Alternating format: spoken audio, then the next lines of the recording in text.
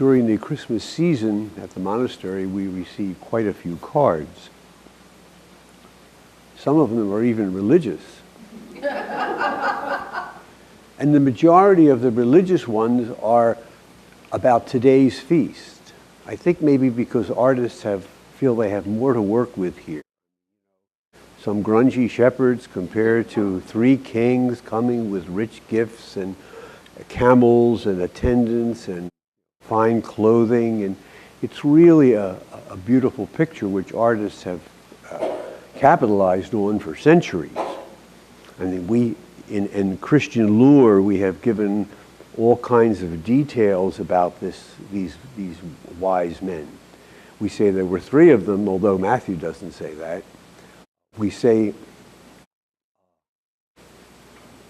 that they were black men and white men and yellow men, named Casper, Melchior, and Balthazar. Isn't this all correct? Of course, Matthew says none of this. This is all the Christian imagination, which is fine, filling in the blanks. We do it with all historical figures. George Washington and the cherry tree is not a historical reality, but it's a wonderful story highlighting the integrity of that first president. But it's good to concentrate just on what the scripture says. Matthew says that these men came from a faraway place, from the east. Scholars say probably Yemen. Who knows? And if they came from a faraway place, it was a long, in those days, arduous journey.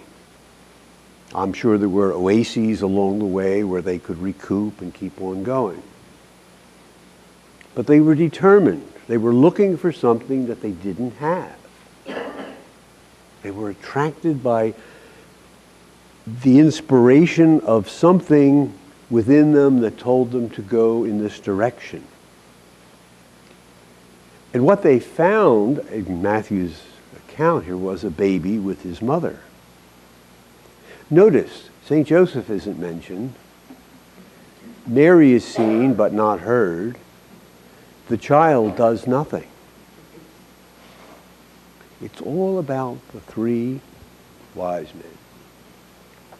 So how do we get into this, and what are we to take from this, besides an inspiration for great art?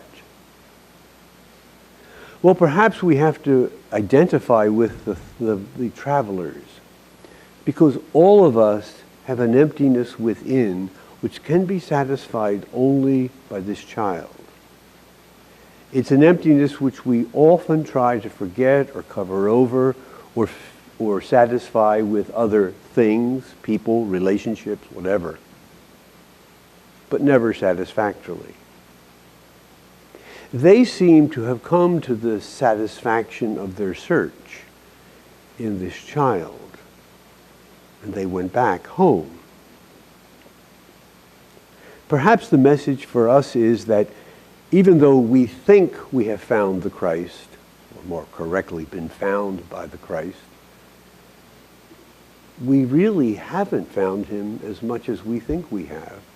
Because, we keep our human relationships, most of them as superficial as possible for safety's sake. You don't want to get too involved with people because, they make demands on you. They can really make you uncomfortable, etc., etc. Well, that can be true in our relationship with God. We don't want to get too close. It's good to have somebody up there pulling for us, but don't get too involved. Don't get too relational, because he will begin to make demands. If you follow the course of the life of this child, this infant, you know that life made demands on him which were horrendous. And the Christian theory, the Christian thinking is that exactly what happened in the life of Christ replicates itself again in the life of each of his disciples. That we go from the supposed innocence of infancy to the end of our life And oftentimes we bear suffering, one way or another, hopefully His way. So as we read about these wise men, these magicians, these astrologers, whatever the scripture scholars in any particular year are thinking that they are, all that is really unimportant because they point out to us a journey we must make day after day to the feet of Christ, and then live our lives according to what we discover. And then, like the wise men, we must go back to our life by another way.